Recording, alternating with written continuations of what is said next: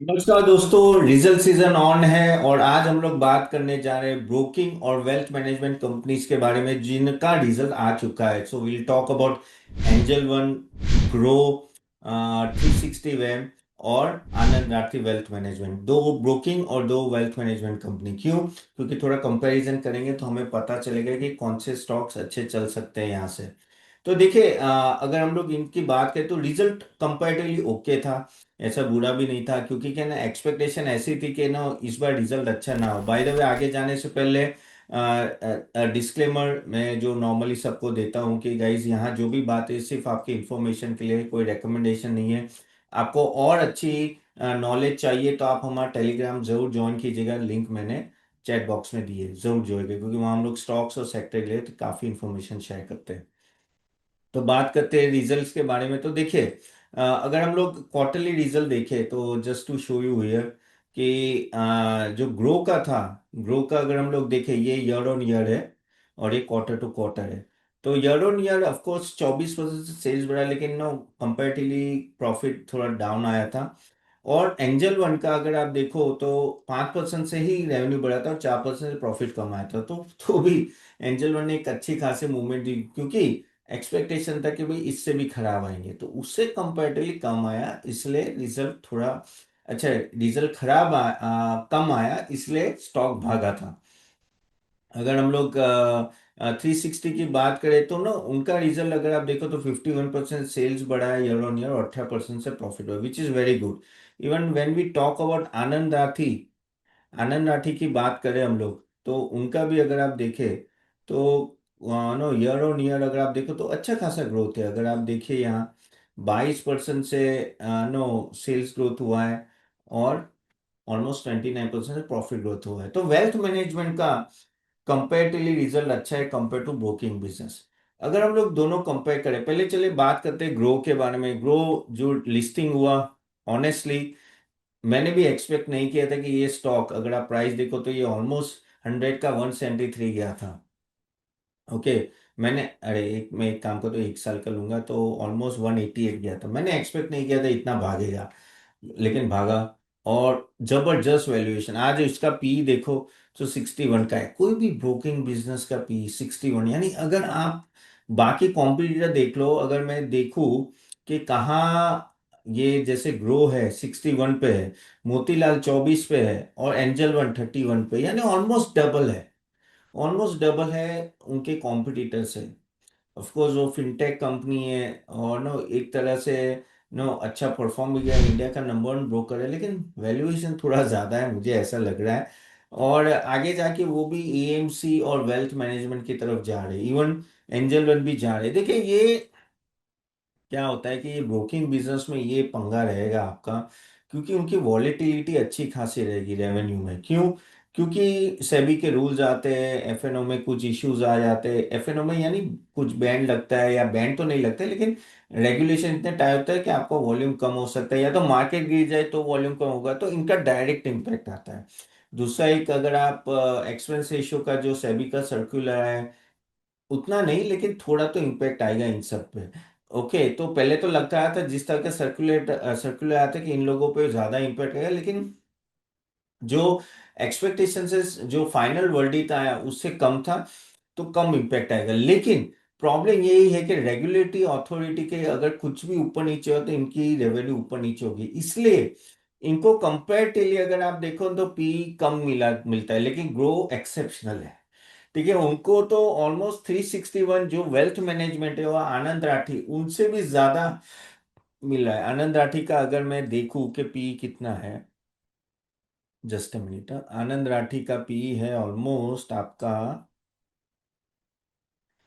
हाँ नहीं, इसका ज्यादा है, इसका 70 है। लेकिन 360 का ऑलमोस्ट आप देखें तो 40 है।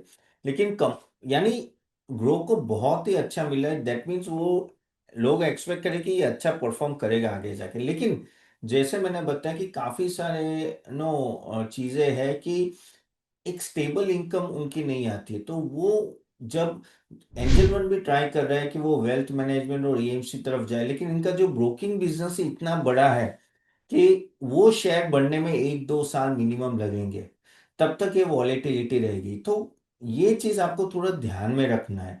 ठीक है, या रिटेल कस्टमर कितने आते हैं, रिटेल इन्वेस्टर बहुत आ रहे हैं तो इनका वॉल्यूम बढ़ेगा, वो सब ठीक है, लेकिन कुछ ना कुछ चेंज आता है तो इसमें भी इम्पैक्ट आ सकता है।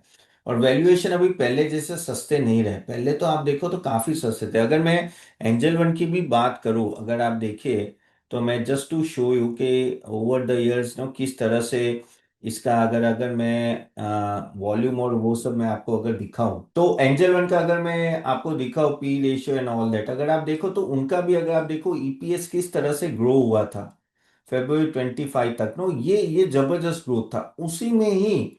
नो सबको ये ईपीएस जबरदस्त ग्रो हुआ है, लेकिन उसके बाद आप देखो तो एक डिक्लाइन मोड आया है जब से वो रेगुलेशन लगे एंड ऑल दैट। तो ये साल प्रॉफिटेबिलिटी में इतना अच्छा नहीं रहा। इवन अगर नितिन कामत ने भी बोला था कि द बेस्ट, नो कह सकते हैं कि time for broking business is behind us.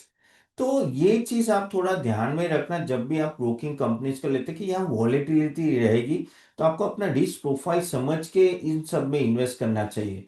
जबकि अगर हम लोग ग्रो का तो ये होगा नहीं अपने पास पूरा, कि ग्रो का में अगर अगर हमें मिल जाए तो जस्ट एक मिनट, हाँ, नहीं क्योंकि इनकी हिस्ट्री कम है तो यहाँ दिखेगा नहीं।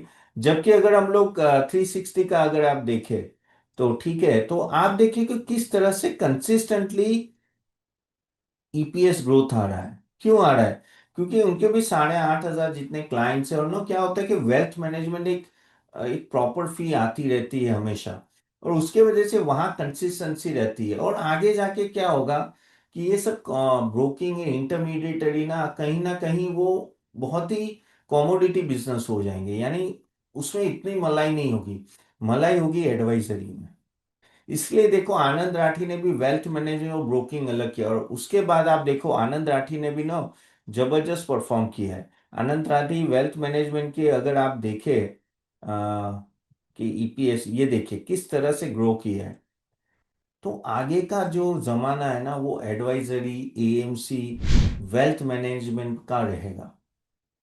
और बाकी सब ये जो डिस्काउंट ब्रोकिंग है उसमें इतनी मलाई नहीं रहेगी। हाँ, क्या करते हैं ग्रो, एंजल वन, उनके पास एक बार इतना वो आ गए, कहते हैं ना कि कस्टमर, फिर उनको दूसरे दूसरे प्रोडक्ट्स देते हैं, म्यूचुअल फंड देते हैं, इंश्योरेंस देते हैं, और वेल्थ मैनेजमेंट की तरफ ले जाते हैं, उस तरह से डाइवर्जन होगा। लेकिन broking business will be just an entry point customer की आपके वहां आने के बाद में। ये सब एडवाइजरी मॉडल में उनको बहुत अच्छे पैसे मिलते हैं, तो ये चीज में आगे जाके फ्यूचर रहेगा। तो यहां से हमें ये देखना है कि किस तरह से ग्रो और एंजल वन उस तरह से कन्वर्ट हो रहे हैं कि नहीं हो रहे। अगर वो होंगे तो एक कंसिस्टेंसी रहेगी, क्योंकि सेबी के रूल्स तो आते ही रहेंगे, उसमें तो कोई डाउट नहीं है, आगे जाके और आएंगे और रेगुलेशन आएंगे। लेकिन उस समय पे ये सब कंपनियां किस तरह से परफॉर्म करेगी वो देखना रहेगा। देखिए, अगर थोड़ा भी इनकंसिस्टेंसी रहा उनके रेवेन्यू जनरेशन में क्वार्टर टू क्वार्टर, तो वापिस ये पीई का डी रेटिंग हो सकता है। जो जैसे ग्रो 66, मैंने 60 के ऊपर है, तो बहुत हाई पीई है। तो थोड़ा भी अगर, यानी कहते हैं प्रीमियम का प्रीमियम है वहां, अगर थोड़ा भी मिस हुआ तो ये नीचे गिरेगा। तो you have to be very very careful in in talk when you are thinking about this stocks. Okay, नहीं तो क्या होगा कि ऊपर फंसने के बहुत चांसेस बढ़ जाते हैं। अगेन कोई रेकमेंडेशन नहीं, जस्ट मैं अपना सजेशन दे रहा हूँ। और हम लोग ने भी देखो, let be honest with you, Angel One हमारे पास था बहुत टाइम पहले, हमने ऑलरेडी 7-8 महीने पहले हमने सेल दे दिया, क्योंकि वो ही होती है वॉलेटिलिटी की वजह से। लेकिन we are very much bullish on compare to तो वेल्थ मैनेजमेंट कंपनी, जिस तरह से वो लोग परफॉर्म कर रहे हो, जिस तरह से उनकी कंसिस्टेंसी इनकम है, और आगे जाके एडवाइजरी मॉडल और वेल्थ मैनेजमेंट मॉडल बढ़ेगा। क्यों बढ़ेगा? क्योंकि आप देखिए कि जो एचएनआई पब्लिक और बढ़ रही है, ठीक है, और लोगों को खुद मैनेज नहीं करना है, तो वो बड़े बड़े वेल्थ मैनेजर हायर कर रहे हैं, पीएमएस लेते हैं, एडवाइजरी लेते हैं, स्मॉल केसेस लेते हैं। तो इन सब में ये सब कंपनियों को डायरेक्ट फायदा होता है। तो ये चीज ध्यान रखिएगा जब भी आप ये सब स्टॉक्स में अगर आपको निवेश करना है, तो थोड़ा फ्यूचर का देख के आप निवेश करोगे, वो आपके लिए बेटर रहेगा। तो चलिए यहाँ तक रखते हैं गाइस। सो होप ये वीडियो अच्छा लगा होगा। then do like it and share it to everyone guys। And हम हमारे टेलीग्राम चैनल को जरूर एनरोल कीजिएगा। And I see you soon next time. Okay, आपके कोई कमेंट्स है इस स्टॉक से रिलेटेड तो जरूर कमेंट बॉक्स में डालिए। Okay, see you then.